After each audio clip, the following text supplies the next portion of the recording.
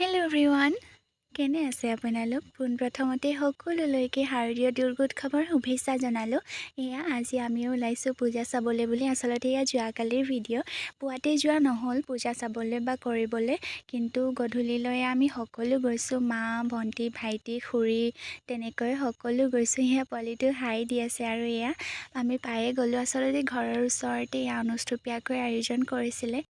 দেৱী মাৰ দৰ্শন কৰিলোঁ। অকণমান মাজে মাজে ভিডিঅ'ও কৰিছোঁ আপোনালোকৰ কাৰণে। আৰু ফুট লৈ আছে, ৰছী পিন্ধাই আছে, তেনেকৈ আমি ফটোও অকণমান তুলিলোঁ তেনেকৈ। আৰু অনুষ্ঠানৰ আয়োজন কৰিছিলে। আচলতে গান নাচ তেনেকৈ পূজাৰ দিনাখন কৰিছে আৰু আমিও অকণমান চালোঁ বহি পেলাই।